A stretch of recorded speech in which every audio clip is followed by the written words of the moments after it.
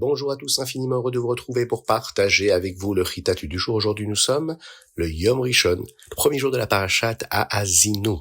Une semaine riche avec la célébration du Yom Kippour, et nous sommes le Vav Tishri, 5786.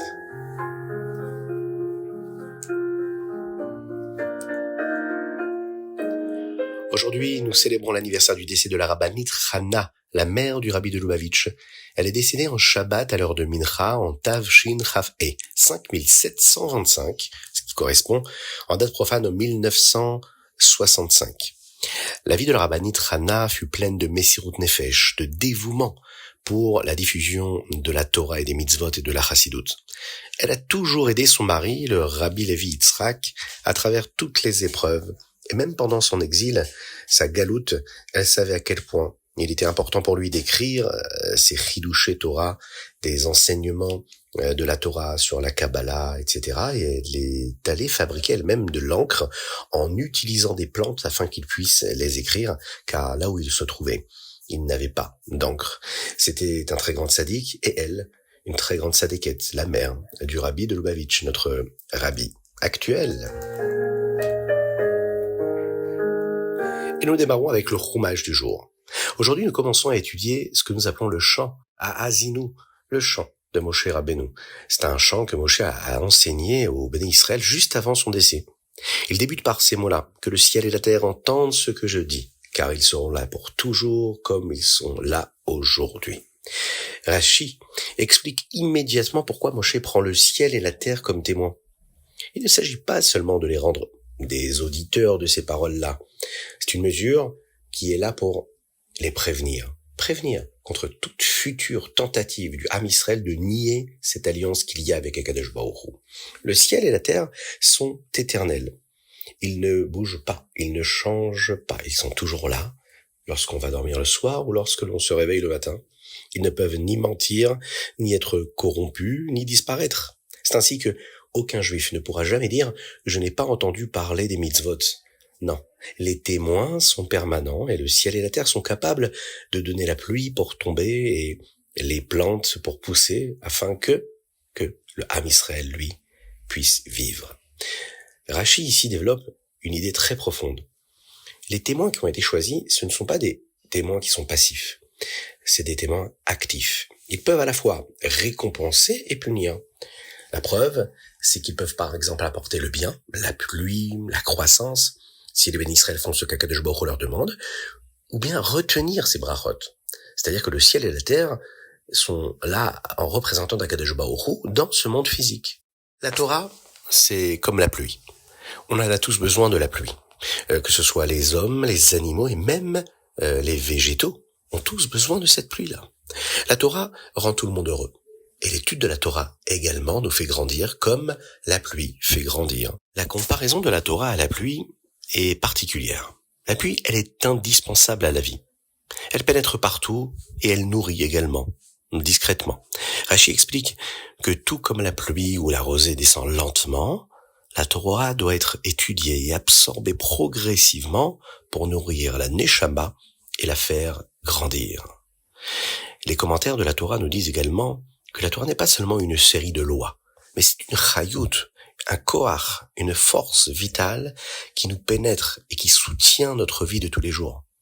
Elle nous soutient lorsqu'on a l'impression de chavirer. La pluie, elle est universelle. Et la Torah, elle est comme cette pluie qui est la source de la vie pour toute la création. Le texte le dit ici. Lorsque vous entendez le nom d'Akadosh Baruch Hu dans le Beth Amikdash, dites de bonnes choses à propos d'Akadosh Baruch Hu. Dites Baruch Hashem. Moshe les encourage aussi à la louange immédiate, à la reconnaissance. Le nom d'Akadosh Baruch Hu, lorsqu'il est révélé, doit tout de suite susciter une réponse de bénédiction de la part de chacun d'entre nous. La Avodat Hashem, c'est pas seulement de l'obéissance, c'est également affirmer avec joie la majesté, la grandeur, la royauté d'Akadosh Baruch Hu, ce que nous avons fait pendant la fête de Rosh Hashanah d'ailleurs.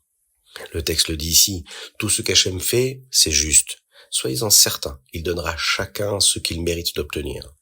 Si les mauvaises choses continuent d'arriver et que la vie vous semble ne pas être amusante, heureuse, joyeuse, alors vous devez savoir que c'est à cause de ce que vous faites vous.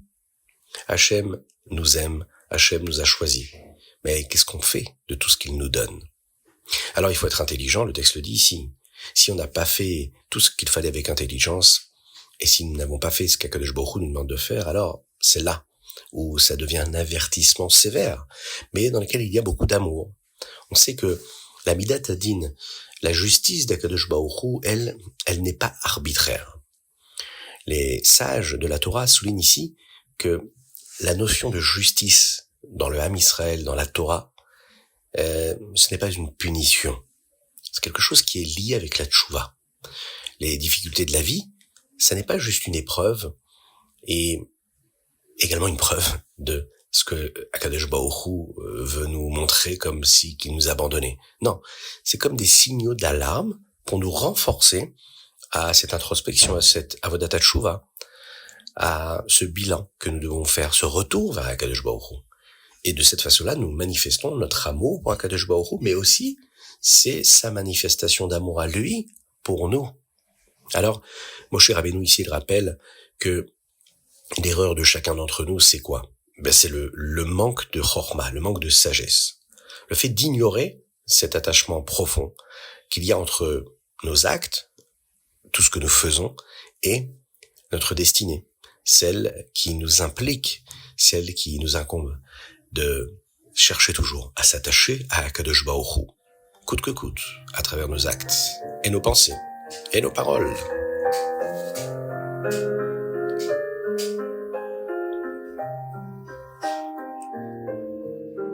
Teilim. Aujourd'hui, nous lisons du 35 au 38, c'est-à-dire du chapitre Lamed E au chapitre Lamed Ret. Jusqu'à Yom Kippour, nous continuons d'ajouter 3 chapitres supplémentaires, et aujourd'hui, nous lisons les chapitres Kuv Gimel, Kuv Dalet et Kuv E. Dans le premier discours chassidique que le rabbi de Lubavitch a prononcé, le Bati Legani, il explique un verset du Teilim d'aujourd'hui. Tzadikim irshu haaretz veishkenu la'ad alea. Tzadikim, les justes, habitent la terre, Haaretz. Haaretz ici fait allusion au Gan Eden, parce qu'ils font reposer Akadosh Baruch Hu, veishkenu. Ishkenu comme le mot Mishkan. C'est la présence d'Akadosh Baruch Hu ici-bas, dans ce monde-là. Et dans ce Mahamar, le rabbi nous dit que c'est aussi notre mission, notre shlichut spéciale à chacun, d'amener la shrina d'Akadosh Baruch Hu de Dieu ici-bas sur terre. C'est ce qui va amener Mashiach Tzidkenu. La neshama du tzaddik, elle, c'est un véhicule de la shrina. Et en fonction de ses actions, chaque juif peut transformer son propre environnement matériel en ce que nous appelons une demeure pour Hachem, dira Betartonim. C'est le but de la création du monde. C'est ce qu'Akadosh Baruch Hu a voulu. Et lorsqu'on étudie beaucoup de Chassidut, lorsqu'on pratique la Torah avec cet esprit de la Chassidut, alors on est sûr de préparer ce monde à la venue du Mashiach et à faire en sorte qu'Akadosh Baruch Hu puisse rayonner, briller, ici-bas sur terre.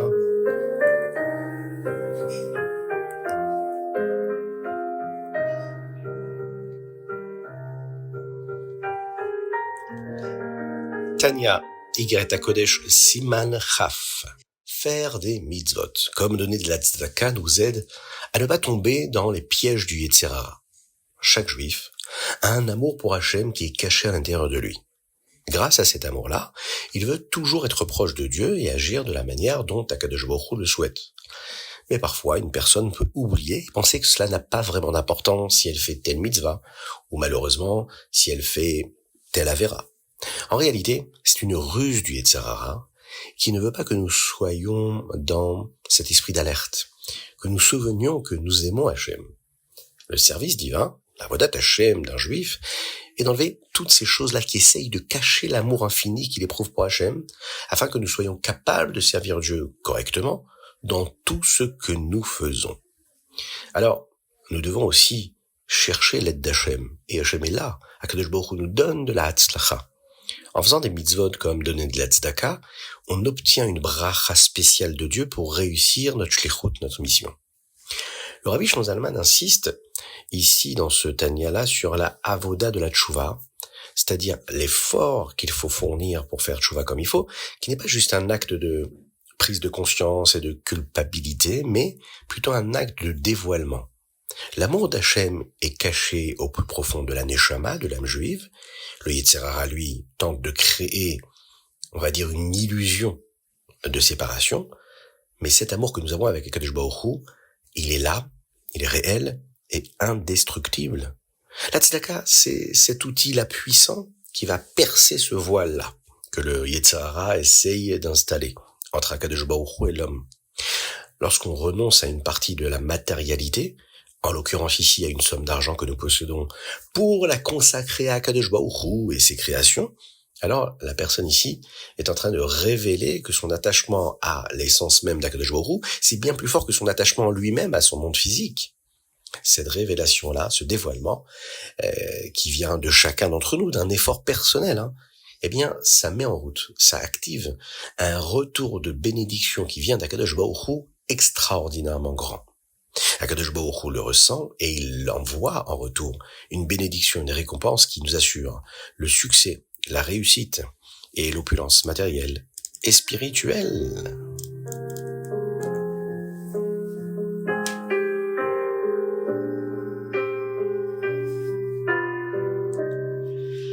Ayom Yom Vav Tishri. Alors on retrouve aujourd'hui le rabbi Zouché d'Anipoli qui disait que la tchouva avait 5 parties, une pour chaque lettre du mot teshuva.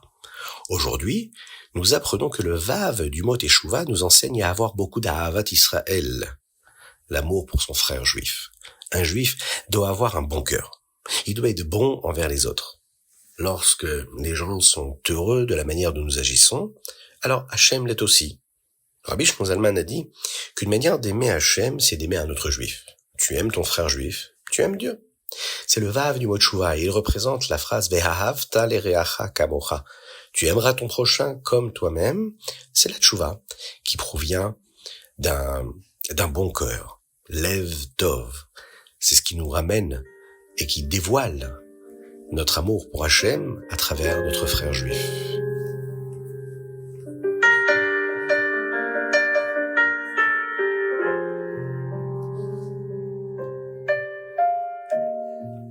Rambam, Ilchot Tumat Tzaraat. Dans le Rambam d'aujourd'hui, nous apprenons quelques notions sur la seconde mitzvah qui figure dans le Sefer HaMitzvot d'aujourd'hui. Dans le Perek Yud Dalet, 14e chapitre, le Rambam nous enseigne quel type de maisons peuvent être atteintes de la Tzaraat et à quoi cela ressemble. Dans le Perek Tetvav, 15e chapitre, on nous enseigne les lois de la façon dont le Kohen décide que la maison est tamée et comment la rendre à nouveau Théora, pure. Dans le Perek Tetzaïn, chapitre 17, nous apprenons comment les personnes ou les objets peuvent devenir impurs à cause d'une maison qui, elle, est atteinte de Tzaraat. Et de cette façon-là, aujourd'hui, avec cette halakha-là, nous terminons les lois qui concernent la Tzaraat. Le Rambam, d'ailleurs, termine souvent une section de halakha par une leçon à tirer de cela. Et voici la leçon de la Tumat Tzaraat. La Tzaraat provient du fait que l'on ait dit le Lachon Hara, la médisance. Parler des autres d'une manière qui n'est pas tellement positive. D'ailleurs, parler des autres tout court. Le Rambam nous dit que ce n'est pas une manière de parler juive. Un juif ne doit jamais parler d'autre chose que de parler de Torah, d'Akadosh Baruch Hu. Et que Akadosh Baruch Hu, quand il voit qu'on parle de Torah et de mitzvot, eh bien, il nous donne de la bracha en retour. On espère d'ailleurs qu'il bénira. Et qu'il bénisse, c'est sûr, tout le Ham Israël, tout le peuple juif. Et par ces mots-là, on va conclure notre Chitat du jour. N'oubliez pas de nous envoyer vos dédicaces, c'est important, cela nous soutient et cela nous donne des forces, des énergies et des moyens pour pouvoir diffuser le Chitat du jour. Que Dieu vous bénisse et qu'il vous protège, que tout le monde soit inscrit, scellé dans le livre de la vie, de la réussite, pour une Shana Tova Mutuka, une bonne et douce année. Be'ezrat Hashem. On pense très fort à tous les malades du Ham Israël, on prie pour eux, et bien sûr à la libération des otages, et la Hatzlacha, la réussite des Chayalim qui se battent pour le Ham Israël. À très bientôt.